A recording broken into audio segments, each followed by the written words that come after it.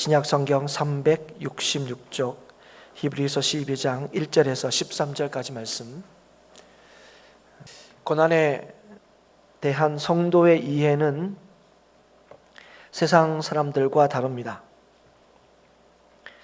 예수님께서 믿는 자에게 고난이 있을 것이다 말씀하셨고, 바울은 복음과 함께 고난받을 것을 자신의 사랑하는 영적 아들 디모데에게 부탁하기도 했습니다. 그래서 고난은 누구나 피하고 싶고 또 누구에게나 힘들지만, 고난은 믿는 자들에게 낯선 것이 아닙니다. 고난은 성도들과 무관한 것이 아니며, 고난을 통해서 성도가 더 온전해지고 자라는 기회가 된다는 것을 우리는 잘 알고 있습니다. 그래서 고난을 대하는 우리의 자세는 세상과는 분명히 달라야 합니다. 이 모든 것은 다 지나갈 것이다 생각하며, 그저 시간이 지나면 괜찮아질 것이다 여기며 고난을 맞아서는 안 된다는 거지요. 그 고난의 시간을 보내서는 안 된다는 것입니다. 성도의 고난은 단순히 고통스럽기만 하고 힘들기만 한 것이 아니기 때문에 그렇습니다. 그래서 시간이 아니라 말씀으로, 세월이 아니라 하나님의 뜻으로 우리는 고난과 역경을 다루어야 합니다. 그렇게 오늘 우리에게 주시는 말씀에 우리는 귀를 기울여야 할 필요가 있습니다. 특별히 이 히브리서 말씀은 고난받는 성도에게 쓴 편지인데, 이 히브리서를 통해서 우리가 고난과 역경을 어떻게 이해해야 하는지를 보여주고, 고난을 어떻게 극복하고 이겨낼 수 있는지를 말씀해주고 있습니다. 고난을 통하여 하나님께서 우리의 삶에 이루시고자 하시는 일이 무엇인가 하는 것을 우리에게 분명히 알게 해주시죠. 오늘 먼저 우리가 겪는 고난과 역경으로 인해서 우리가 지치고 낙심하지 않기 위해서는 믿음의 주에 온전케 하신 예수를 바라봐야 한다고 말씀합니다. 우리가 지치지 않고 또 낙심치 않기 위해서 왜 예수님을 바라봐야 되는가? 왜 예수님을 바라보면 왜 우리는 지치지 않고 낙심하지 않을 수 있는가? 그것은 예수님께서 누구보다 큰 어려움과 고통을 당하셨지만 그것을 이기셨기 때문에 그렇습니다. 그런데 예수님께서 이 땅에서 당하신 모든 질고와 아픔, 고난은 자신의 죄 때문이 아니고 우리의 죄악 때문이었습니다. 때문에 예수님이 당하신 그 고난, 그 고통의 크기는 우리가 감히 짐작할 수도 없습니다. 예수님의 고통은 단순히 십자가를 지시는 고통, 십자가에서 못 박히는 고통이 아닙니다. 주님께서 잡히신 날 밤에 이렇게 기도한 것을 우리가 다 알고 있습니다. 이 잔을 내게서 지나게 하옵소서. 이렇게 기도한 것은 단순히 앞에 있는 이 십자가형, 십자가를 지는 이 일 자체가 고통스럽기 때문이 아닙니다. 그 일은 모든 인간의 죄를 다 짊어지는 것이기 때문에 그렇습니다. 출애굽한 이스라엘 백성들이 모세를 원망하며 불평할 때마다 모세가 얼마나 힘들어했는지 우리는 잘 알고 있습니다. 민수기 11장에 보면 이런 말씀이 있습니다. 주께서 종을 괴롭게 하시나이까? 어찌하여 내게 주의 목전에서 은혜를 입게 아니하시고 이 모든 백성을 내게 맡기사 내가 그 짐을 지게 하시나이까? 그런데 예수님께서는 한 민족의 그런 짐을 지는 것이 아니라 모든 인생의 짐과 죄악을 담당하시기 위하여 고난을 당하신 것입니다. 우리가 피하고 싶은 고난이 이런 거죠. 애매히 받는 고난, 부당하게 받는 고난은 누구나 피하고 싶습니다. 우리도 그렇죠. 우리는 예수님을 믿으면 이 고난에서 벗어난다고 우리가 생각하는데, 사실은 예수님께서 말씀하셨습니다. 무릇 경건하게 살고자 하는 자는 박해를 받을 것이다. 예수님도 말씀하셨죠. 나를 따르는 자는 고난도 함께 받을 것이다. 분명히 말씀하셨습니다. 그런데 우리에게 말씀하시는 거죠. 예수님의 고난을 생각한다면 우리가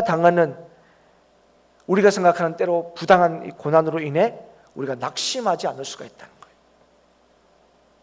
예수님은 이 땅을 살리시기 위하여, 우리에게 생명 주시기 위하여 이 땅에 오셨는데 사람들은 예수님을 알아보지도 못했고 예수님을 거역하고 결국은 십자가에 못 박아 죽였습니다. 그러나 예수님은 이 일련의 모든 과정 속에서 뭐라고 말씀하셨습니까? 앞에 있는 기쁨을 위하여 십자가를 참으셨습니다. 앞에 있는 기쁨이 뭐냐? 단순하게 천국 가는 기쁨, 그런 걸 얘기하는 것이 아니라 하나님의 뜻이 이루어지는 기쁨입니다. 그것을 위하여 참으셨다는 거예요. 오늘 이 예수님의 고난을 우리에게 말씀하시면서 우리와 비교할 수 없는 그 고난을 예수님께서 참으셨다는 것과 그 예수님의 고난이 시련으로 끝이 나지 않고 영광을 누리는 것으로 끝이 난다는 사실을 우리에게 말씀해 주고 있습니다. 그래서 뭘 보여주느냐? 누구보다도 애매히 고난을 받으신 주님이시지만 주님께서 하나님의 뜻을 위하여, 그 뜻은 또 누구를 위한 겁니까? 우리를 위하여, 우리를 위한 그 하나님의 뜻을 위하여 그 고난을 친히 감수하셨고 그 고난의 끝은 영광이다 하는 것을 우리에게 분명히 보여주고 계신다는 거예요. 그래서 베드로전서 2장 19절에 부당하게 고난을 받아도 하나님을 생각함으로 슬픔을 참으면 이는 아름답다고 말씀하셨습니다.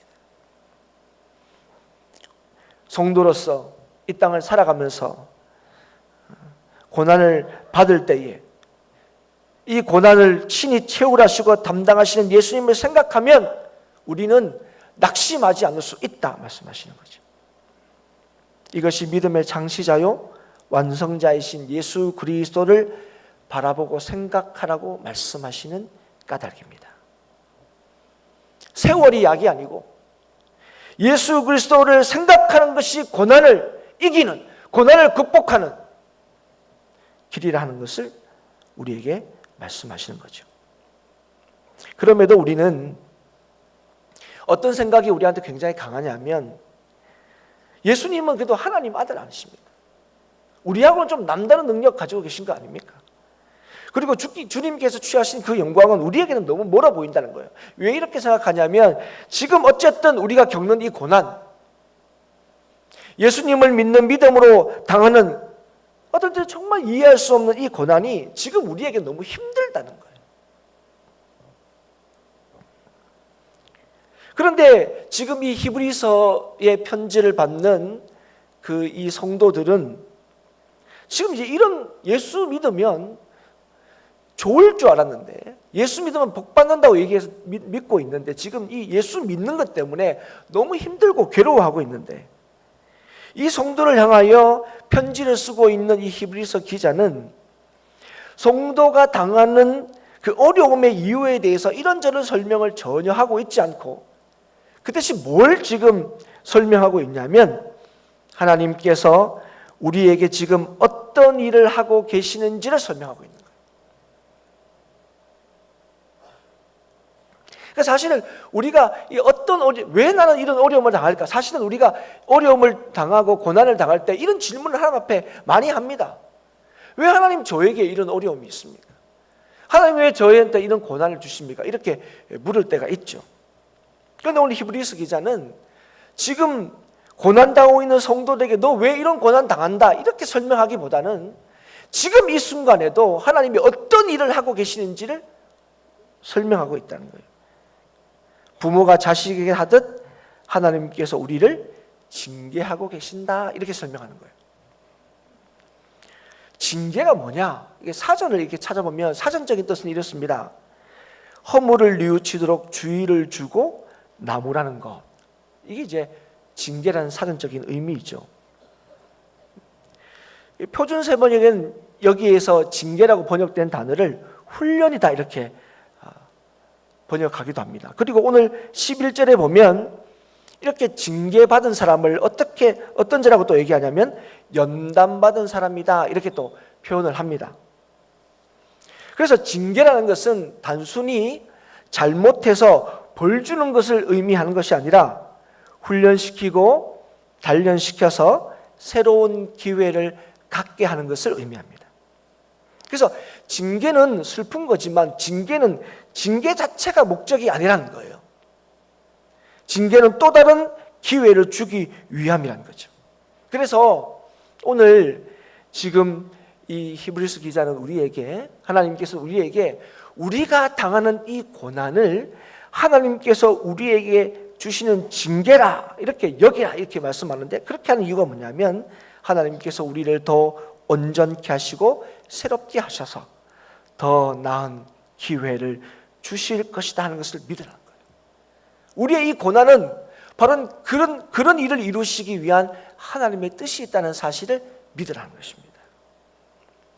그래서 여러분, 우리가 하나님의 자녀라고 믿으면 우리는 절대로 징계를 피할 수 없다는 거죠. 그래서 여러분 7절도 말씀하지 않습니까? 어찌 아버지가 징계하지 않는 아들이 있느냐 하는 거죠. 우리를 온전케 하시는 하나님의 뜻이 우리에게 있다는 사실이 너무 분명한 하나님께서는 우리를 새롭게 하시고 더 온전케 하시기 위하여 우리를 단련시키신다는 거죠.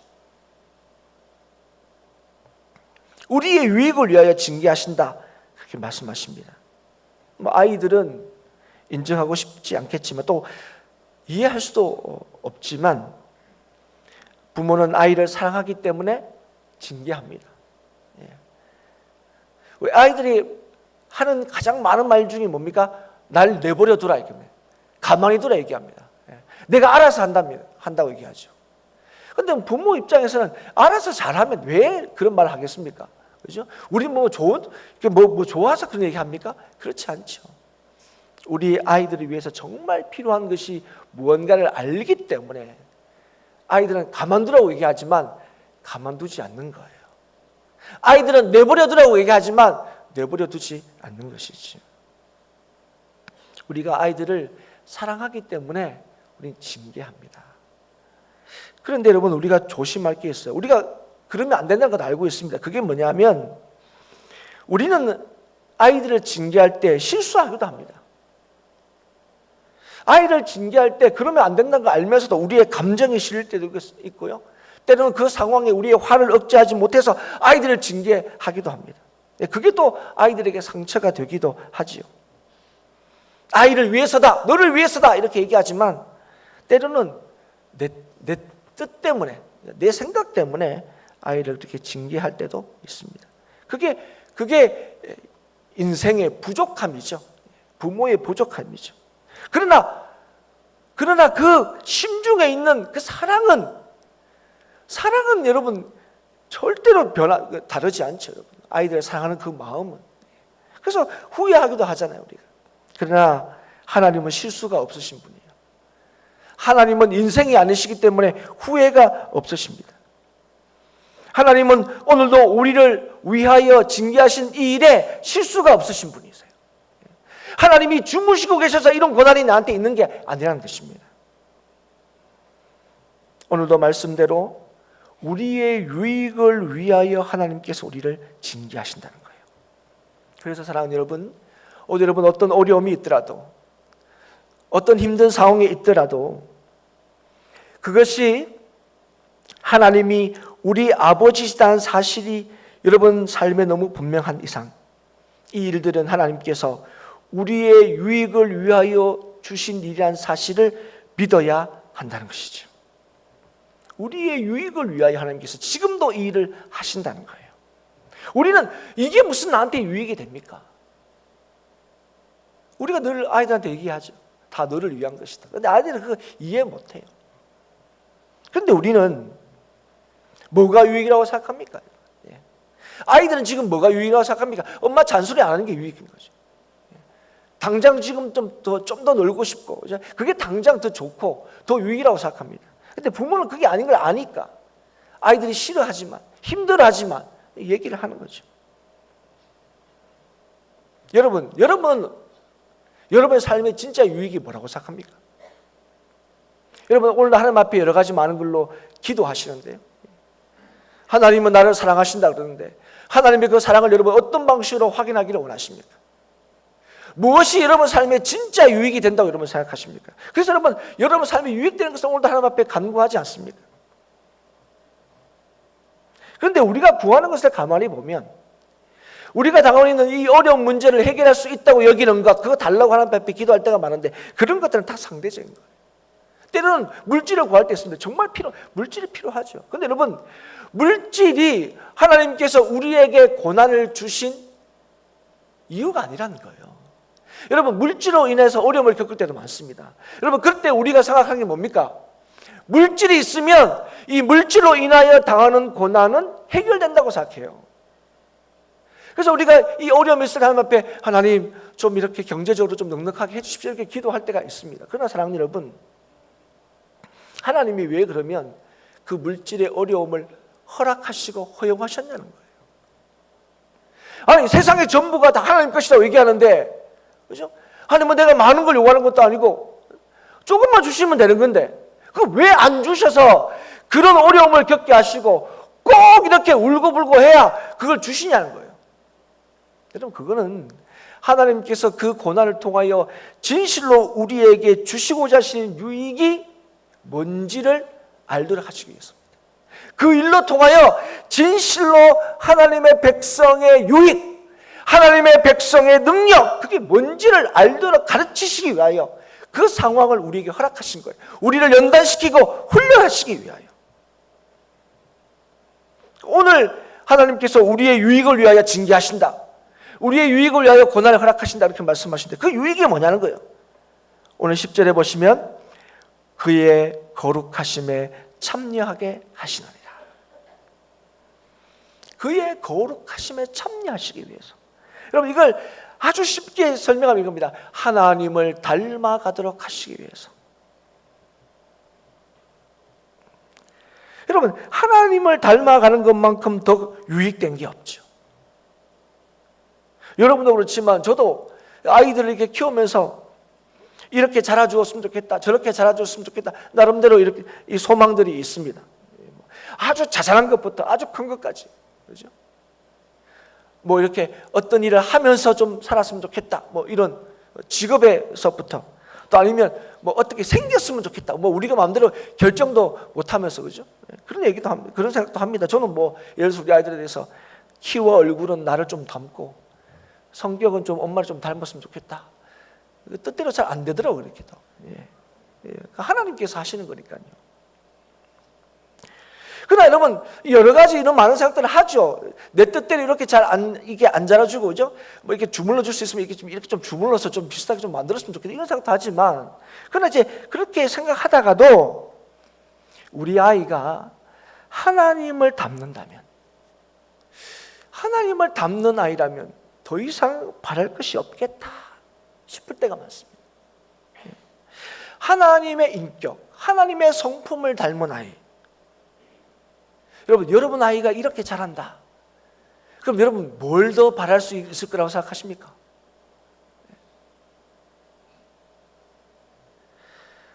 더 이상 더 바랄 게 없는 것 같아요. 하나님을 닮은 아이. 그런데 여러분, 하나님을 닮으려면 어떻게 됩니까? 하나님과 늘 함께 있어야 되죠. 그래서 여러분, 거룩하심에 참여하기 위해서는 어떻게 됩니까? 하나님과 늘 함께 있어야 돼요.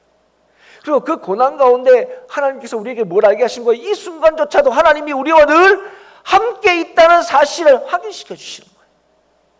그 고난이 끝나야 하나님이 우리와 함께 하시는 게 아니라 그 고난의 순간에도 하나님이 우리와 함께 하셔서 하나님의 거룩하심에 참여하게 하시고 하나님을 닮아가게 하시는 그 순간이라는 사실을 알게 하시는 거예요. 우리 아이가 그런 아이다. 하나님과 늘 함께하는 아이. 그래서 하나님을 닮아가는 아이. 그래서 하나님의 그 성품을 닮은 아이다. 뭘 더 이상 바랄 게 있겠나 싶죠. 여러분, 교회는 어떻습니까? 여러분, 우리 행복한 교회는 어떤 교회가 되었으면 좋겠습니까? 우리 교회의 유익을 위해서 무엇이 필요하다고 생각합니까? 우리 교회의 유익이 진짜 뭐라고 생각합니까? 어떤 어려움을 겪는다 할지라도 우리에게 있어야 할 것이 뭐라고 여러분 믿습니까? 바로 하나님의 거룩하심에 참여하는 교회 되었으면 좋은 거죠. 하나님을 닮은 교회, 하나님의 인격과 성품이 드러나는 교회, 그 교회를 보면 하나님이 살아계신다는 것을 분명히 알 수 있는 교회. 여러분, 그런 교회에 생각만 해도 흥분되지 않습니까? 행복한 교회가 그런 교회가 된다는 거예요. 숫자가 많고 재정이 풍부하고 유력한 사람들이 많이 모이는 교회, 그런 교회가 여러분을 흥분시킵니까? 그런 교회가 세상을 흥분시킵니까? 그런 교회는 우리를 달라지기도 못하고요, 세상도 달라지게 하지 못합니다. 우리를 달라지게 하는 게 뭡니까? 하나님의 거룩하심이 우리를 달라지게 하고, 그 거룩하신 교회, 그 하나님을 닮은 교회가 세상을 달라지게 하고 세상을 변화시키고 새롭게 하는 거죠.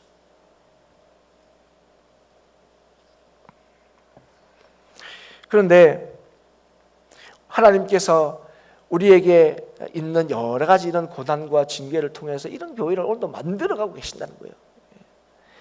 그러나 징계를 받으면서 또 하나님께서 이런 놀라운 은혜를 주시겠다 약속이 있지만, 그러나 징계를 받을 때 기쁜 사람은 없을 거예요. 징계가 즐거운 사람, 와, 하나님이 또 나를 또 이렇게 단련시키기 위해서 징계를 주시니까 너무 행복하다, 이런 분은 없을 거예요. 징계를 받는 순간은 아프고 슬픕니다. 그러나 여러분, 오늘 뭐라고 말씀하십니까? 이 징계를 통하여 연단을 받은 자는 슬픔을 만들어내는 사람이 아니에요. 아픔을 만들어내는 사람이 아니고 어떤 사람입니까? 의와 평강의 열매를 맺게 된다고 말씀하시는 거예요. 이 연단을 하나님께서 주시는 연단으로 받고, 이 연단이 우리의 유익을 위하여 주어지는 연단이라는 사실을 믿는 사람, 그래서 거룩하심에 참여하기 위하여 하나님 닮도록 우리에게 이 고난을, 이 징계를 허락하신다고 믿는 사람들은 그의 삶에 어떤 열매를 맺는다고요? 의와 평강의 열매를 맺는다는 거예요. 사랑하는 여러분, 오늘 우리에게 주어지는 고난, 우리에게 주어지는 역경은 하나님께서 우리의 유익을 위하여 주시는 것이고, 그 징계 가운데서 우리를 성장시키시고 성숙하게 하셔서 하나님의 거룩함에 참여하는 하나님 닮은 사람 되게 하신다는 사실을 여러분, 우리가 믿을 때에 이런 믿는 자들은, 이걸 믿는 자들은 우리의 삶의 어떤 어려움과 고난 가운데서도 뭘 경험하게 됩니까? 훈련을 경험하게 돼요. 하나님이 우리와 함께 하신다는 사실을 믿게 됩니다. 그리고 늘 함께 하는 자들은 너무 당연하지만 하나님을 닮게 되죠. 그리고 그 삶에는 의와 평강의 열매를 맺게 되는 겁니다. 그래서 사람들이 예수 믿는 사람을 보면, 그래서 교회를 보면 하나님을 발견하게 되고 하나님을 알아가게 되는 거예요. 여러분, 오늘 우리는 우리에게 주어진 이 시간들, 우리에게 주어지는 환경들, 고난을 여러분 어떻게 여러분 받고 이해하고 계십니까? 좋으면 막 웃다가, 그렇죠? 어려우면 막 울다가, 이게 아니고, 여러분 어떤 순간이든 하나님께서 우리로 하여금 하나님의 거룩하심에 참여하기 위하여 우리를 단련시키고 연단시키고 훈련케 하셔서 그 믿음 있는 자에게 의와 평강의 열매를 맺게 하심으로 이 땅에 여전히 소망이 없고 여전히 평안이 없는 이 땅의 사람들을 주께로 부르시는 하나님의 역사를 오늘도 성도와 교회를 통해서 이루시고자 하시는데, 오늘 우리에게 그런 믿음이, 오늘 우리에게 그런 확신이 있느냐 하는 것입니다. 사랑하는 여러분, 오늘 우리가 이걸 믿는다면, 오늘 하나님이 우리 아버지의 사실을 믿는다면, 우리의 유익을 위하여 모든 것을 허락하신다는 사실을 믿는다면, 우리는 어떠한 상황 가운데서도 피곤한 손과 연약한 무릎을 가진 우리들은 그럼에도 징계를 통한 하나님의 은혜와 뜻을 믿기에 일어나서 똑바로 전진해야 한다는 것입니다. 세상은 할 수만 있으면 우리를 무너뜨리고 합니다. 하나님의 우리를 향한 선하신 뜻을 알지 못하도록 합니다. 왜곡시키지요. 고통만 보게 합니다. 눈에 보이는 것만 보게 합니다. 현실만 직시하게 하죠. 그 고통이 지금 너를 아프게 하는데 그게 무슨 소용이냐. 그 고통이 없는 것이 진짜지. 그 고통이 우리에게 아무 유익이 없는 것처럼 예수 믿어서 그렇게 힘들기만 하잖아. 그 고통의 유익 없음을 계속 말하고 싶어 합니다. 그러나 사랑하는 여러분, 성도의 고난은 단순한 고난이 아닙니다. 아들에게 주시는 크신 사랑이신 우리 하나님 아버지의 징계임을, 연단이고 훈련임을 알아야 합니다. 이 징계를 통하여 우리를 오늘도 유익하게 하시며 우리를 하나님 닮게 하신다는 사실을 알아야 합니다. 그래서 여러분, 피곤하여 넘어져서 안 되고 낙심해서도 안 됩니다. 아니, 하나님께서 주신 이 믿음이 있을 때는 우리는 절대로 무너질 수 없습니다. 하나님이 우리를 붙들어 주시는 거예요. 우리가 서는 게 아닙니다. 사실은 이 믿음이 있을 때, 이 믿음에 붙들 때 하나님이 우리를 견고하게 붙들고 계시다는 사실을 여러분 삶에서 확인하게 되는 거예요. 그래서 지금 이런저런 어려움 가운데 있는 이 성도들에게 너희들 왜 이런 어려움을 당하느냐 설명하기보다는 지금도 하나님께서 너희들을 붙들고 계시고 너희들을 거룩하게 하고 계시고 너희를 온전케 하고 계신다 하는 이 하나님이 지금 뭘 하고 계시는지를 성도들에게 분명히 설명하고 계시는 겁니다. 우리의 모든 고난 이미 지시고 그 길을 걸어가심으로 하나님의 거룩하심에 온전히 참여하신 예수 그리스도를 오늘도 바라볼 수 있기를 축복합니다. 우리가 고난받는 것, 믿음으로 고난받는 것, 그것은 하나님의 자녀라는 확실한 증거일 수 있습니다. 왜 그렇습니까? 주님께서 예수를 따르는 자는, 나를 따르는 자는 고난을 받을 것이라고 말씀하셨기 때문입니다. 그리고 이 고난은 우리에게 힘들고 우리에게 슬프지만 그러나 이 고난은 하나님께서 우리에게 허락하신 것이기에 우리에게 참으로 유익이며 하나님을 닮아 거룩한 삶을 살 수 있는 길이 됨을 여러분 잊지 말아야 합니다. 인간의 참된 능력이 어디 있느냐? 거룩함에 있습니다. 거룩함에 이르는 자들, 거룩함을 향해 가는 자들은 하나님께서 베푸신 그 구원의 은혜를 마음껏 누리게 됩니다. 주님의 평강 가운데 거하게 되고 의와 평강의 열매를 그의 삶에서 맺을 수 있는 겁니다. 아니, 하나님께서 맺게 하시는 거죠. 그 믿음 있는 자에게 하나님께서 의와 평강의 열매를 그 삶 가운데 허락하신다는 겁니다. 사랑하는 여러분, 오늘 우리의 고난에는 하나님의 선하신 동기와 뜻이 있다는 사실을 알아야 합니다. 이것을 통하여 주께서 이루고자 하시는 것이 무엇인지 한시도 잊지 마셔야 합니다.